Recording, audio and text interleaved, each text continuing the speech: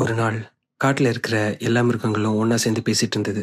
அதுங்களுக்கெல்லாம் ஒரு சந்தேகம், ஏன் எப்போவும் சிங்கத்தை மட்டுமே இந்த காட்டோட ராஜான்னு சொல்கிறாங்கன்ட்டு. எல்லா மிருகங்களும் ஒன்று சேர்ந்து ஒரு முடிவெடுத்தாங்க. அது என்னன்னா, ஒரு நாள் முழுக்க இந்த சிங்கத்தை கவனிப்போம், அது என்ன பெருசாக விஷயம் பண்ணிடுது அப்படின்னு பார்ப்போன்ட்டு.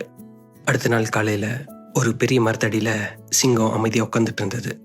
அதை பார்த்துட்டு ஒரு குரங்கு சொல்லிச்சு, பாருங்கடா, ராஜான்னு சொல்கிறான் ஆனால் சும்மாவே உட்காந்துட்டு இருக்கான் அப்படின்னுட்டு. புலியும் சொல்லிச்சு, இதுவே நானாக இருந்தால் இந்நேரம் வேட்டைக்கு கிளம்பியிருப்பேன் அப்படின்னு. அப்போ ஒரு குள்ள நரியும் வந்து சொல்லிச்சு, நீ தான் ராஜான்னு எல்லாரும் பயந்து சொல்கிறாங்க, அதனால தான் நீ ராஜா அப்படின்னு. சிங்கம் ஒரு வார்த்தையும் பேசல, அமைதியாக இருந்தது. அதை பார்த்து எல்லா மிருகங்களும் சிரிக்க ஆரம்பிச்சிருச்சு, இதுதான் ராஜாவா அப்படின்னு. கொஞ்ச நேரத்தில் ஒரு பெரிய சத்தம் கேட்டது. அது என்னன்னா, தூரத்தில் ஒரு காட்டெருமை கூட்டம் எல்லா மிருகங்களையும் பயமுறுத்தி துரத்திட்டு வந்துட்டு இருந்தது. அதை பார்த்து எல்லா மிருகங்களும் பயந்து ஓட ஆரம்பிச்சது. சில மிருகங்கள் மரத்து மேலே ஏறிடுச்சு, சில மிருகங்கள் புதரில் போய் ஒளிஞ்சுக்கிச்சு. ஆனால் சிங்கம் மட்டும் எழுந்து அந்த கூட்டத்தை பார்த்து மெதுவாக நடந்து போச்சு. அது ஓடலை, பயப்படலை.